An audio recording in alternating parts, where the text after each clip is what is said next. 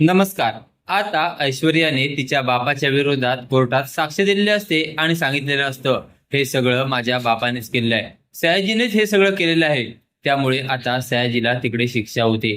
आता ऐश्वर्या, सारंग आणि बाकी सगळे रणदेवी परिवार घरी आलेले असतात.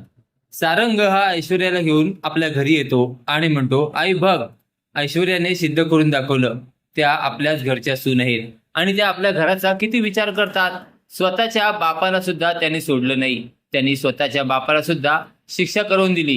का? कारण त्या आपल्या घराचा एकमेव हित सुख जाणतात आणि त्यांना असं वाटतं की आपण आपण सगळे एकच आहोत, म्हणूनच त्यांनी हे सगळं केलं.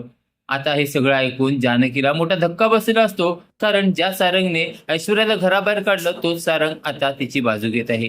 आता जानकी म्हणते, एक गोष्ट लक्षात घ्या सारंग भाऊजी, अहो तुम्ही त्या दिवशी काय म्हटलं होता की ऐश्वर्याला तुम्ही कधीच माफ करणार नाही आणि तुम्ही आता ऐश्वर्याला घरी घेऊन आलात.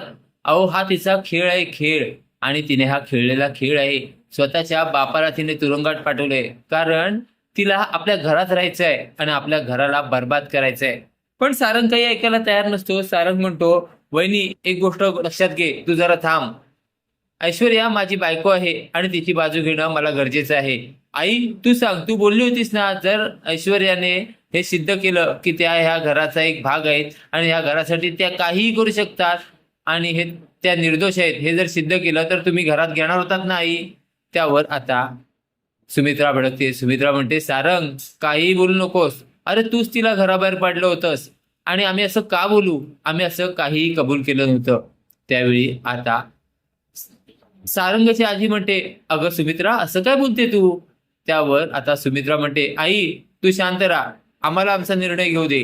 आता इकडे जानकी म्हणते, अहो सारंग भाऊजी एक गोष्ट लक्षात येते का तुमच्या? ही ऐश्वर्या स्वतःच्या बापाची झाली नाही, ती आपली काय होणार? अहो तिने बापाला सुद्धा आत टाकलंय, कारण तिला स्वतःला जिंकायचं आहे. पण एक गोष्ट लक्षात घे ऐश्वर्या, मी काय म्हणते, तू कितीही मोठा गुन्हा कर, तो मी समोर आणणारच. आणि तुला काय वाटतं, कितीही हुशार गुन्हेगार असू दे, त्याचा गुन्हा समोर येतोच. आता जानकीने सारंगला आणि ऐश्वर्याला चांगलंच धारेवर धरलेलं असतं. आता सुमित्रा जास्तच भडकते. सुमित्रा म्हणते, सारंग जर तुला असं वाटत असेल तुझी ऐश्वर्या ह्या घरात राहावी, तर ते शक्य नाहीये. आणि तुला जर ऐश्वर्यासोबत राहायचं असेल तर तू आत्ताच्या आत्ता हे घर सोडून जा. आता सारंग सुमित्राकडे बघत असतो. आता ऋषिकेश आतमध्ये जातो आणि सारंगची बॅग घेऊन येतो आणि म्हणतो, आई आत्ताच्या आत्ता या सारंगला घराबाहेर काढ.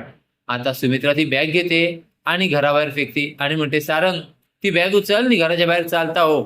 आता ह्याच्या पुढे तू मला या घरात नकोयस आणि तुझं तोंड सुद्धा इथं दाखवू नकोस. आता हे ऐकल्यावर ऐश्वर्याला सुद्धा धक्का बसलेला असतो, कारण सुमित्रानेच घराबाहेर सारंगला काढलेलं असतं. आता सारंग आणि ऐश्वर्या रस्त्यावर आलेले असतात. आता सारंगला मोठा पश्चाताप होत असतो की मी ऐश्वर्याच्या नादाला लागून काय केलं, आता मी कुठे राहणार. तो आता ऐश्वर्याला म्हणतो, ऐश्वर्या आता आपण कुठे राहायचं, तुमच्या डॅडाच्या घरी जाऊया का?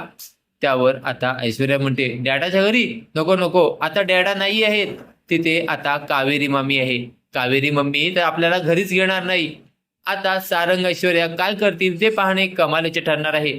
असेच मालिकेचे नवनवीन अपडेट पाहण्यासाठी व्हिडिओला लाईक आणि चॅनलला सबस्क्राईब करायला विसरू नका. थँक्यू.